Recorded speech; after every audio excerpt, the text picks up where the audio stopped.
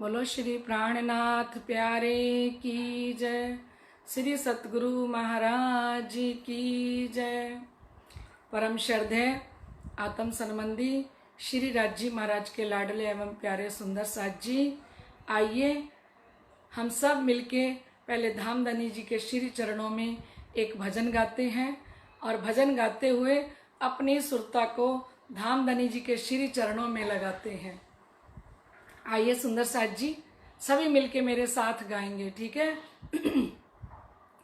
एक सहारा तेरा प्रीतम और सहारा कोई नहीं, एक सहारा तेरा प्रीतम और सहारा कोई नहीं, तुम ही हो महबूब हमारे और हमारा कोई नहीं, पिया तुम ही हो महबूब हमारे और हमारा कोई नहीं। एक सहारा तेरा प्रीतम और सहारा कोई नहीं, एक सहारा तेरा प्रीतम और सहारा कोई नहीं, तुम ही हो महबूब हमारे और हमारा कोई नहीं, तुम ही हो महबूब हमारे और हमारा कोई नहीं।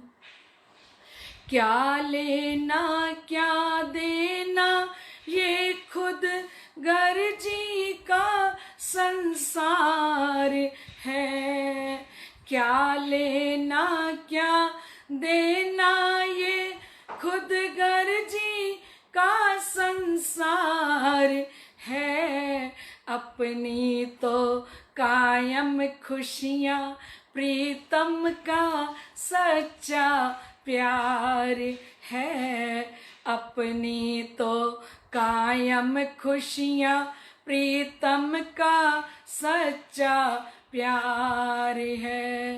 नजरों में तेरा ही नजारा और नजारा कोई नहीं, नजरों में तेरा ही नजारा और नजारा कोई नहीं, तुम ही हो महबूब हमारे और हमारा कोई नहीं, पिया तुम ही हो महबूब हमारे और हमारा कोई नहीं।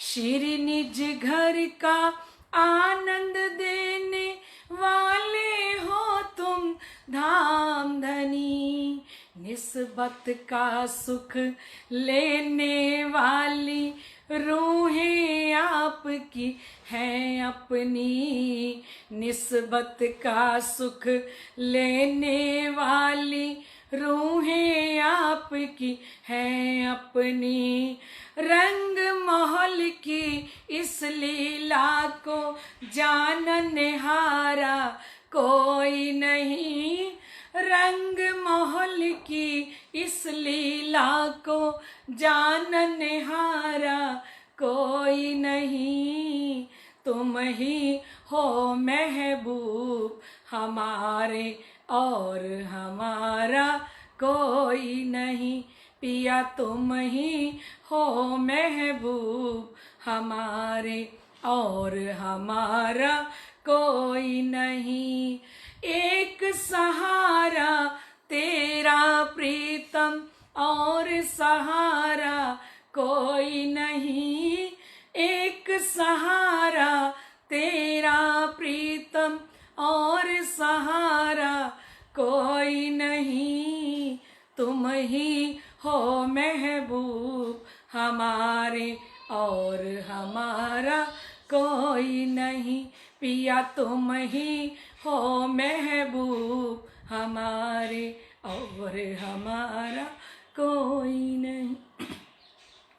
पर्दाए फरामोशी हटाओ तो तुमसे कोई बात करे, हंसी करना छोड़ो तो दर्शन तेरा साक्षात करें, हंसी करना छोड़ो तो दर्शन तेरा साक्षात करें।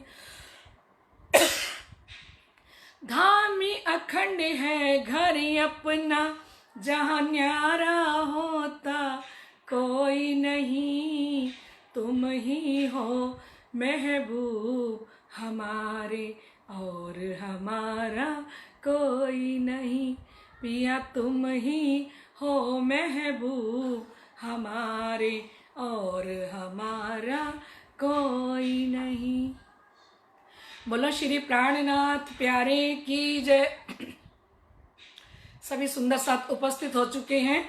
इलाहाबाद से तृप्ता भगत जी, कमल प्रणामी जी, अंशु प्रणामी जी, प्रेम जी, दिशा बजाज जी और मधु जी तनेजा जयपुर से, और तमन्ना जी प्रणामी, अनीता तनेजा जी जयपुर से, मीरा जी अग्रवाल।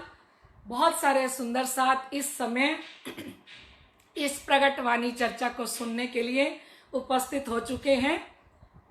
और सुंदर साथ जी, ये परम धाम की जो लीला है ना, आप निसंकोच हो जाओ, क्योंकि इस परम धाम की लीला को परम धाम की आत्माओं के बिना इतने इश्क और ईमान से सुनना, यह सबके बस की बात नहीं है सुंदर साथ जी। क्योंकि दुनिया के पास इस वाणी के लिए ना तो प्रेम है और ना ही इस वाणी के लिए विश्वास है। और ये वाणी कहती है, विश्वास करके दौड़े जे तारतम को फल सोई ले। जो विश्वास करके दौड़ेगा ये तारतम वाणी सारा फल उसी को देगी। तो लाडले सुंदर साथ जी, आइए हम श्री प्रगट वाणी चर्चा को सुन रहे हैं। बहुत आनंद आ रहा है सुंदर साथ जी, क्योंकि हमने ब्रिज की लीला को बहुत गहराई से, बहुत डीपली समझा।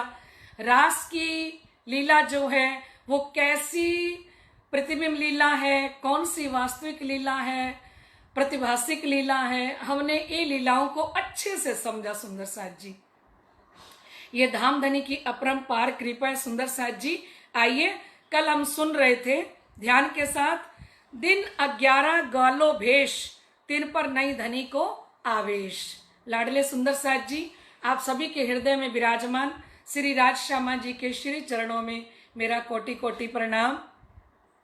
प्यारे सुंदर साथ जी, हम सुन रहे हैं कि दिन 11 ग्वालो भेष, 11 दिन की जो लीला थी उसके ऊपर गोलोकीय शक्ति काम कर रही थी, है ना। सिर्फ अक्षर भगवान है अंदर, और ग्वाला वाला भेष पहना हुआ है, तिन पर नई धनी को आवेश, क्योंकि धामधनी का आवेश इस गोलोकीय स्वरूप के अंदर इस समय नहीं है। क्योंकि जो 11 वर्ष और 52 दिन की लीला थी ना सुंदर साथ जी, उस लीला के अंदर अक्षर की आत्म और धनी जी का आवेश था। लेकिन इस समय में सिर्फ अक्षर भगवान गोलोकीय स्वरूप रास विहारी ये लीला कर रहे हैं, ठीक है। 7 दिन गोकुल में रहे, 4 दिन मथुरा के कहे।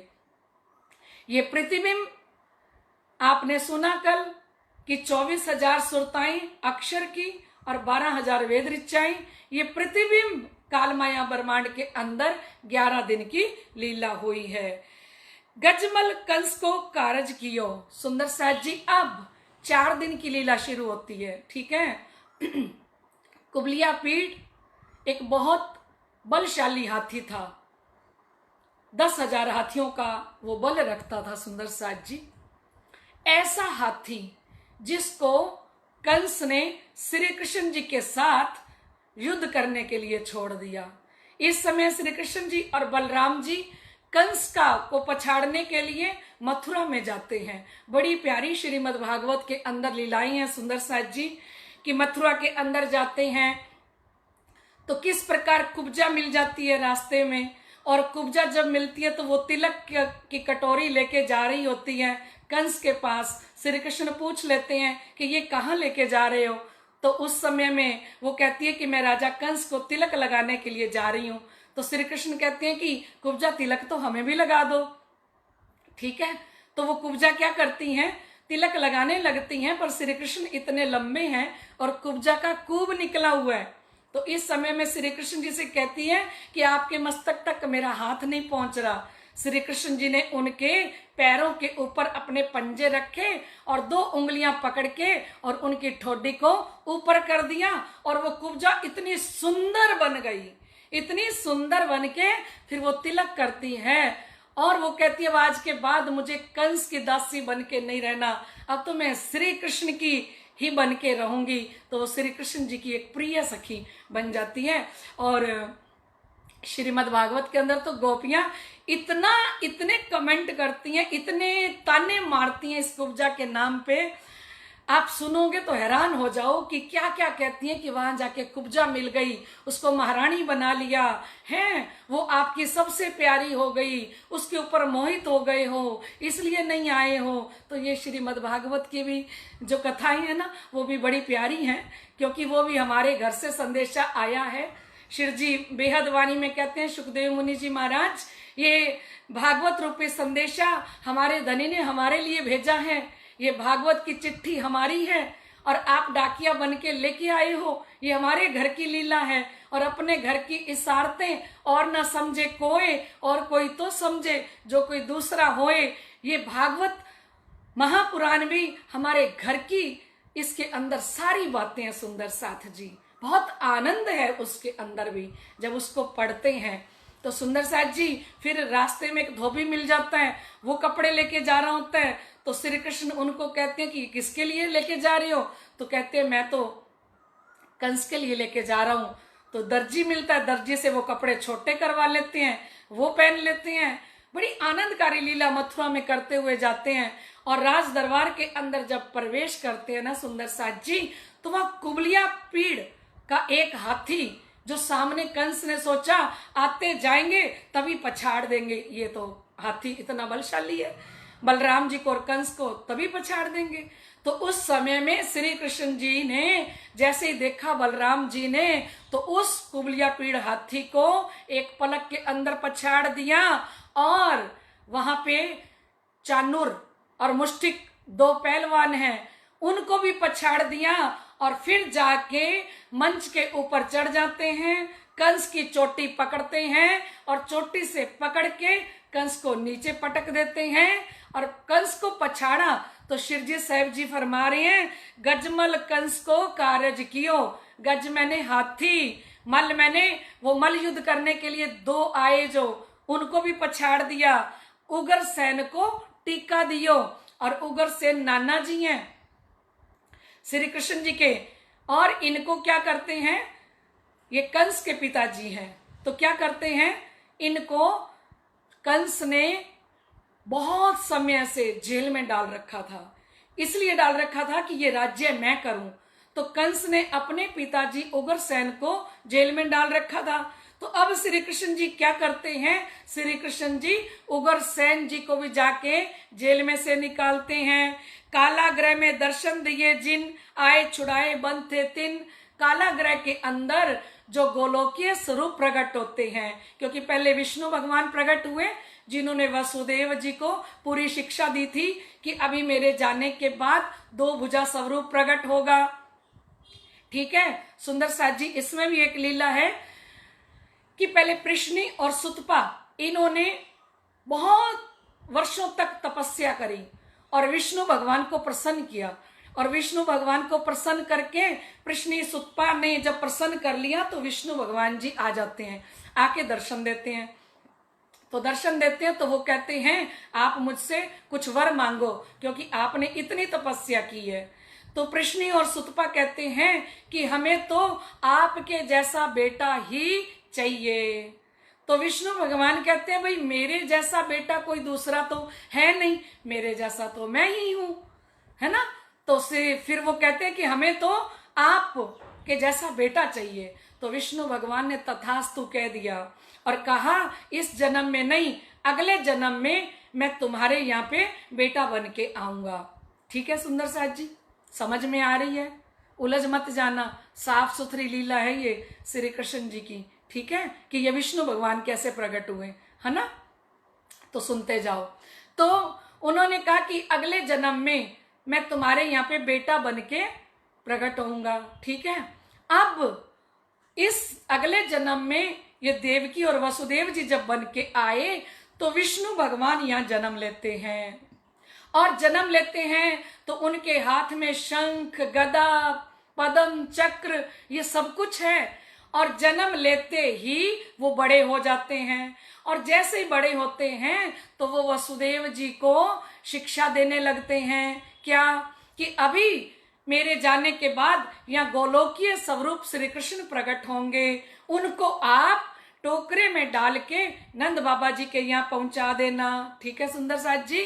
तो वो गोलोकीय स्वरूप जब प्रकट हुए ना, तो गोलोकीय स्वरूप प्रकट होते उनके सुंदर वस्त्र हैं, सुंदर आभूषण हैं, क्योंकि वो कोई पेट से जन्म नहीं ले रहे सुंदर साथ जी, वो प्रकट हो रहे हैं गोलोकीय स्वरूप। ठीक है, तो सुंदर मुरली हाथ में पकड़ी हुई है, सुंदर घुंघराले कुंडलों वाले बाल हैं, सुंदर स्वरूप श्री कृष्ण जी का गोलोकीय स्वरूप यहाँ पे आके प्रकट होता है। बोलो कृष्ण कन्हैया लाल की जय। मेरे साथ जय भी बोला करो, ठीक है? मुझे पता लगे कि आप भी जय बोल रहे हो, है ना? तो वो सुंदर स्वरूप प्रकट हो गए। अब वो सुंदर स्वरूप जब प्रकट होते हैं तो ये गोलोकीय श्री कृष्ण कहाँ जा रहे हैं? ये गोलोकीय श्री कृष्ण 7 दिन की लीला करी कहाँ? गोकुल के अंदर, और 4 दिन की लीला करते हैं मथुरा के अंदर। ये गोलोकीय स्वरूप, रास बिहारी का स्वरूप, क्योंकि जिनके ऊपर पहले श्री राज्य का जोश आवेश था ना, वो स्वरूप तो आपने देखा 11 साल 52 दिन लीला करके परम धाम चला गया। अब ये गोलोकीय शक्ति उस स्वरूप के अंदर है। तो वो जो गोलोकीय शक्ति है, ये गोलोकीय शक्ति भी 11 दिन रहेगी, और 11 दिन के बाद ये गोलोकीय शक्ति भी चली जाएगी। तो ये गोलोकीय शक्ति ने 4 दिन मथुरा के अंदर क्या किया? पहले दिन धनुष तोड़ते हैं। श्रीमद् भागवत के अनुसार शिव जी का धनुष होता है, वो रखा होता है, और ये जाते ही उसको तोड़ देते हैं। फिर कुबलिया पीड़ हाथी को पछाड़ देते हैं, उनके 2 दांत निकाल लेते हैं और उसी से ही युद्ध करते हैं, वो खत्म हो जाता है। फिर उसके बाद ये 2 राक्षस हैं, उनको भी पछाड़ देते हैं, और इसके बाद कंस को पछाड़ा। तो कंस को पछाड़ने के बाद शिवजी साहिब जी फरमा रहे हैं, गजमल कंस को कारज कियो। किसका काम कर दिया? इनका काम तमाम कर दिया, हाथी का, पहलवानों का। ठीक है, उग्रसेन को टीका दियो। अब उग्रसेन जो राजा कंस के पिताजी हैं, उनको बाहर निकाल के और उन्हें कहते हैं कि अब आप नाना जी राज सिंहासन के ऊपर बैठो।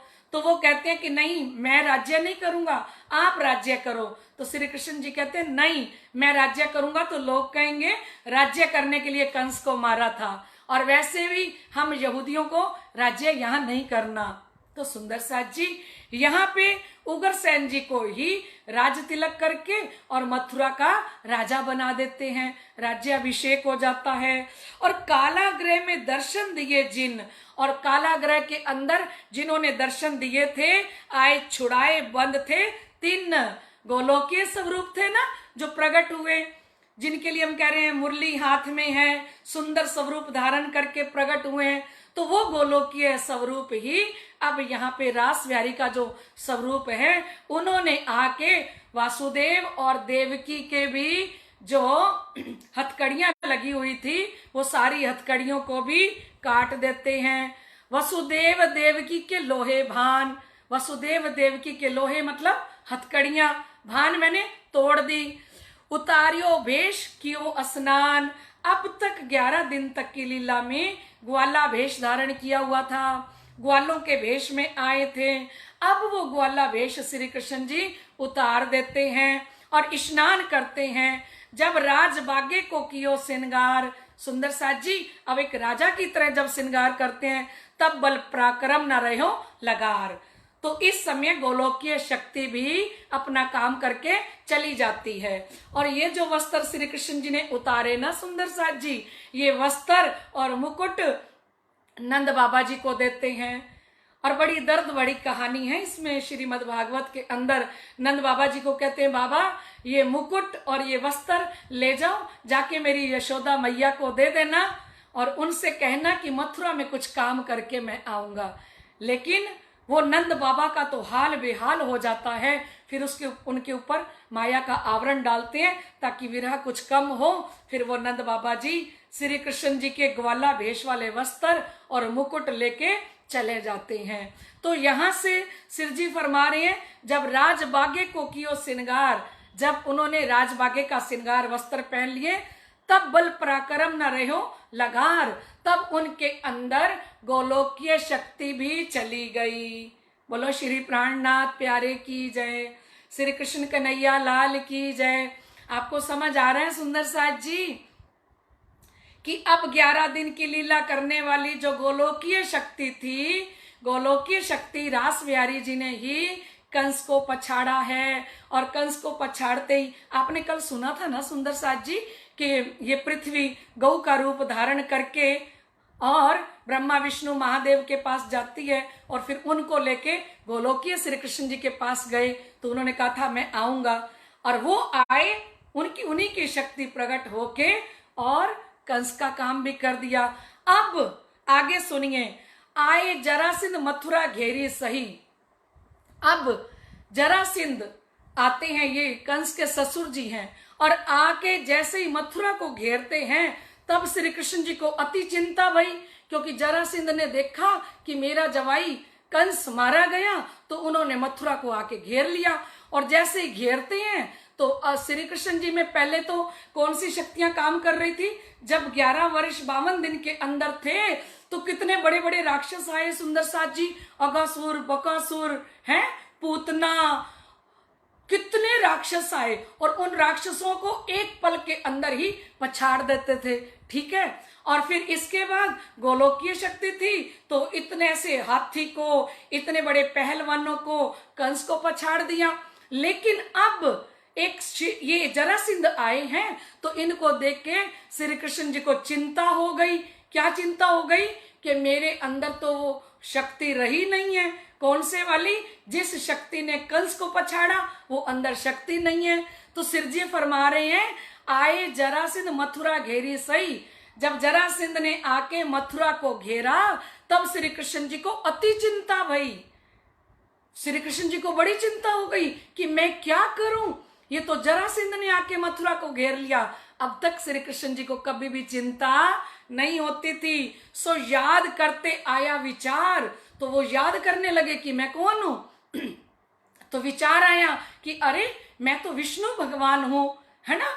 तब कृष्ण जी विष्णु भय निर्धार, जैसे ही ध्यान आया, विचार किया कि मैं विष्णु भगवान हूं, अपने आप को बैकुंठ के अंदर देखा कि मैं तो विष्णु भगवान हूं। तो विष्णु भगवान सोचते ही तब कृष्ण विष्णु भय निर्धार, तब ये श्री कृष्ण जी का स्वरूप, अब जो स्वरूप है ना, अब जो शक्ति है ना सुंदर साथ जी, अब ये विष्णु भगवान की शक्ति काम करेगी। ठीक है सुंदर साथ जी, परम धाम की शक्ति गई, गोलोकीय शक्ति भी गई, अब कौन सी शक्ति आ गई? अब विष्णु भगवान की शक्ति आ गई है। तब बैकुंठ में विष्णु ना कहे, अब बैकुंठ के अंदर विष्णु भगवान नहीं है। विष्णु भगवान कहाँ आ गए हैं? साक्षात मथुरा के अंदर खड़े हैं।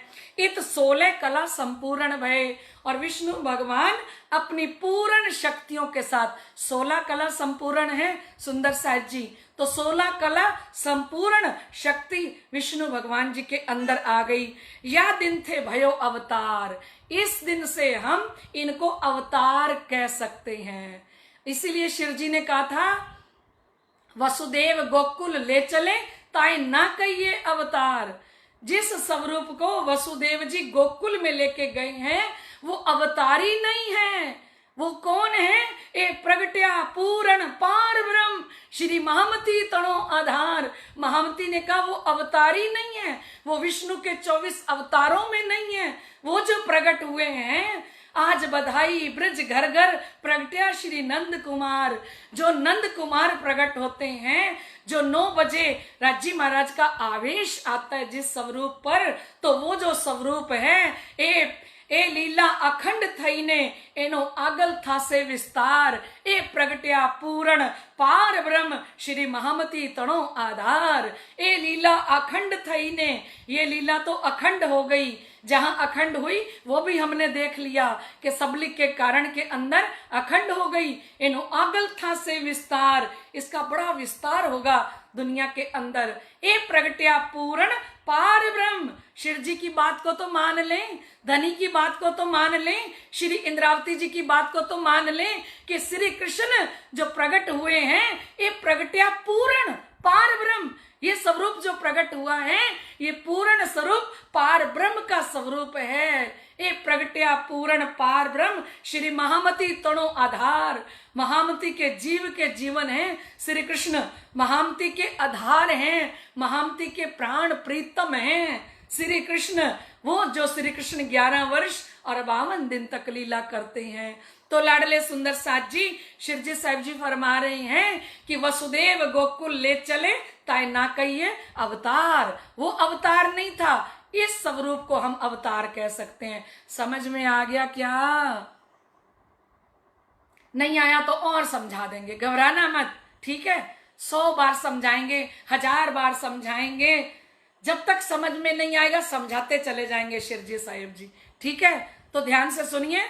तब बैकुंठ में विष्णु ना कहे, अब बैकुंठ के अंदर विष्णु भगवान नहीं है। इत 16 कला संपूर्ण भय, 16 कला संपूर्ण विष्णु भगवान मथुरा के अंदर प्रकट हुए हैं। यह दिन थे भयो अवतार। अब इस स्वरूप को आप अवतार कह सकते हो। ए प्रकट वचन देखो विचार। सुंदर साथ जी महामती कहती हैं मैंने प्रकट लीला आपको सुना दी है और बिल्कुल अपने विचार प्रकट कर दिए हैं आपके सामने। ये लीला विश्व ब्रह्मांड के अंदर महामती के बिना किसी ने नहीं खोली, किसी से भी नहीं खुले ये मगज, ये मायने, ये सारे के सारे मगज मायने गुज रहस्य किसने खोले? महामती स्वामी श्री प्राणनाथ जी ने। तो फरमा रहे हैं सुंदर सा जी, या दिन थे भयो अवतार, ए प्रकट वचन देखो विचार। शिशुपाल की जोत बैकुंठ गई। अब एक शिशुपाल हैं, तो शिशुपाल ने युधिष्ठिर जी को बहुत गालियां दी। श्री कृष्ण जी ने कहा था मैं 101 गाली तक माफ कर दूंगा, लेकिन इनसे ज्यादा देंगे तो मैं इसको पछाड़ दूंगा, ठीक है? तो जब वो युधिष्ठिर को गालियां देते जा रहे हैं, वो राजसूय हैं, एक यज्ञ कर रहे थे युधिष्ठिर, और ये शिशुपाल गालियां देता जा रहा था, तो श्री कृष्ण जी ने शिशुपाल को भी पछाड़ दिया। शिशुपाल की जोत बैकुंठ गई। अब शिशुपाल को श्री कृष्ण जी ने जब पछाड़ा तो उनकी ज्योति निकल के, उनकी आत्मा निकल के बैकुंठ धाम के अंदर जाती है। ध्यान से सुनना सारी बात को, क्योंकि इसमें से भी प्रश्न पूछे जाएंगे, ठीक है? शिशुपाल की जोत बैकुंठ गई, समाई श्री कृष्ण जी में तित ना रही। बैकुंठ गई, उनकी आत्मा निकल के, उनकी ज्योति निकल के तो बैकुंठ से वापस आ गई, क्योंकि इस समय विष्णु भगवान जी तो बैकुंठ में है ही नहीं। हमने सुना ना, है ही नहीं। कहाँ आ गई हैं? मथुरा के अंदर है श्री कृष्ण जी। तो ज्योति निकल के बैकुंठ में गई, बैकुंठ से वापस लौट के आ गई, और वापस लौट के आई तो श्री कृष्ण जी के अंदर समा गई। अब महामती स्वामी श्री प्राणनाथ जी इस बात को बिल्कुल स्पष्ट कर रहे हैं कि इस समय मथुरा के अंदर लीला करने वाले कौन हैं? श्री विष्णु भगवान हैं। शिशुपाल की जोत बैकुंठ गई, समाई श्री कृष्ण में तित ना रही, आउद अपने मंगाए के लिए। और इस समय में विष्णु भगवान ने बैकुंठ से अपने सारे अस्त्र शस्त्र सब कुछ मंगवा लिया। कई विध युद्ध असुरों से किए और बहुत सारे युद्ध असुर जाति के साथ, राक्षसों के साथ करते हैं। अब ये राक्षसों के साथ युद्ध करने वाले कौन हैं? ये विष्णु भगवान हैं। अब आपको अच्छे से समझ आ गया होगा, ठीक है? क्योंकि आप परम धाम की आत्माएं हो, आप बहुत इंटेलिजेंट हो, बहुत बुद्धिमान हो, आपके अंदर धाम धनी की असराफिल की बुद्धि है। ठीक है सुंदर साथ जी। और जो ये वाणी चर्चा सुनता है ना, जो ब्रह्म वाणी को सुनता है, तो ब्रह्म वाणी को सुनने के बाद कहते जित इलम तित खसम, जिस हृदय में ये इलम आ जाता है ना, उस हृदय के अंदर साक्षात श्री राज श्यामा जी की बैठक होती है। साक्षात उस दिल को राज जी अपना परम धाम बना के बैठे होते हैं सुंदर साथ जी। तो ये इलम जैसे जैसे अंदर जाएगा ना, तो ए दिल नू अरश बना दिए कि मैं उतरी आखंड वानिए, कि मैं उतरी आखंड वानिए। ये वाणी दिल को अर्श बनाती है। इस वाणी को हम सुनते चले जाएंगे, सुनते चले जाएंगे, तो जित इलम तित खसम हो जाएगा। हृदय में इलम आएगा तो धाम के धनी आ जाएंगे। बोलो श्री प्राणनाथ प्यारे की जय। सुंदर साथ जी, समय तो 1 मिनट में ही निकल जाता है ना। क्या करें, पहले तो कल के प्रश्नों के उत्तर आपको सुना दूं। कल के पहले प्रश्न का उत्तर था भंसाली, दूसरे का था 1728 वैसाख के महीने में, और तीसरे का था बिहारी जी, चौथे का था कच्छ में, और पांचवें का था धाराभाई। ठीक है, ये पांचों प्रश्नों के उत्तर कल के थे। आइए, मैंने कल आपसे बोला था सुंदर साथ जी कि प्रगट वाणी की प्रश्न भी बीच में लेंगे। तो आइए पहले प्रगट वाणी के प्रश्नों का उत्तर देंगे। प्रगट वाणी के प्रश्न भी हैं, बीतक के भी हैं। आपको दोनों के प्रश्नों के उत्तर देने हैं, घबराना मत, बहुत आसान बनाए हैं जो आप प्रश्नों के जवाब दे सको। ठीक है, चलो पहला प्रश्न प्रगट वाणी का शुरू होता है। अब सुनिए, अब लीला हम जाहिर करें, ये प्रगट वाणी कौन से ग्रंथ में है। अगर आपने पढ़ी होगी तो आपको पता होगा कौन से ग्रंथ में है। और अगर आप तारतम वाणी पढ़ते हो, रोज पाठ करते हो, तो आप एक पल में उत्तर दोगे इसका। अगर आपने नहीं पढ़ी तो फिर आपको छोटे से प्रश्न का उत्तर भी नहीं आएगा, है ना। अब लीला हम जाहिर करें, ये प्रगट वाणी कौन से ग्रंथ में है।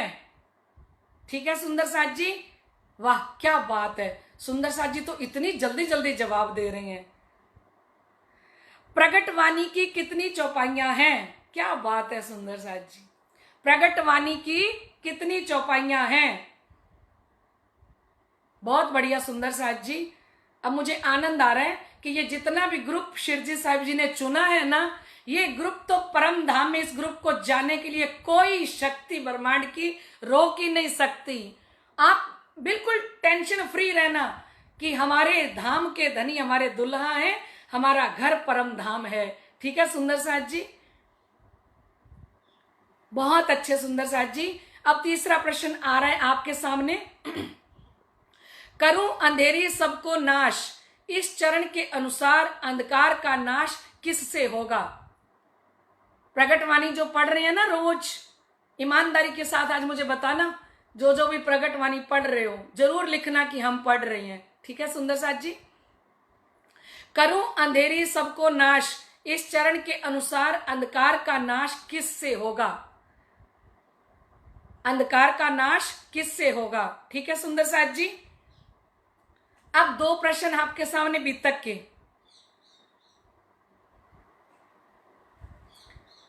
अब बीतक का प्रश्न है, मोको आवे आवेश, दिन में होवे दीदार, श्री राज की बातें सब कहूं, श्री धाम लीला विस्तार। ये बात कौन किससे कह रहे हैं, फिर से सुनिए चौपाई को अच्छे से। ये बीतक की चौपाई है, जिन्होंने बीतक सुनी है उनके लिए तो बड़ी सरल है। मोको आवे आवेश, दिन में होवे दीदार, श्री राज की बातें सब कहूं, श्री धाम लीला विस्तार। ये बात कौन किससे कह रहे हैं। ठीक है सुंदर साथ जी, ये थे आपके 5 प्रश्न। अब 3 प्रश्न प्रगट वाणी में से लिया करेंगे, 2 प्रश्न बीतक के होंगे। आपको प्रगट वाणी का पाठ भी करना है और बीतक भी पढ़नी है सुंदर साथ जी। बहुत बढ़िया सुंदर साथ जी। बहुत अच्छे जवाब आप दे रहे हो। नीरू जी खुराना भी हैं, हंसा बहन भी हैं, लोपा जी भी आई हैं इसी कार्यक्रम में, निखिल जी सेठी भी हैं, कविता जी शर्मा जी भी हैं, अरुणा प्रणामी जी, राकेश प्रणामी जी रोज भाग ले रहे हैं, नीलम प्रणामी जी भी हैं, कमलेश शर्मा जी, नीरू खुराना जी, आलोक जी, बहुत बढ़िया, पम्मी कालड़ा जी, अंजू कालड़ा जी, बहुत बढ़िया सुंदर साथ जी। अब कल के विनर की घोषणा करते हैं, जिन्होंने कल सही प्रश्नों के जवाब दिए थे। मुझे घोषणा करते हुए भी बड़ी खुशी हो रही है सुंदर साथ जी। कल के विनर थे श्री 5 महामंगलपुरी धाम सूरत के राजेश जी पड़साला। कल के विनर थे श्री 5 महामंगलपुरी धाम सूरत के श्री राजेश जी पड़साला। राजेश जी आपको धाम धनी की तरफ से, सतगुरु महाराज जी की तरफ से, समस्त सुंदर साथ की तरफ से बहुत बहुत बधाई हो। प्रणाम जी। सभी सुंदर साथ अपना ध्यान रखना, धनी जी के चरणों का ध्यान करते रहना, वाणी पढ़ते रहना, मंगलाचरण तारतम का पाठ करना, प्रगट वाणी का भी पाठ करना। समस्त सुंदर साथ जी के श्री चरणों में मेरा कोटि कोटि प्रणाम। सुंदर साथ जी कल फिर मिलते हैं ठीक 3 बजे। बोलो श्री प्राणनाथ प्यारे की जय।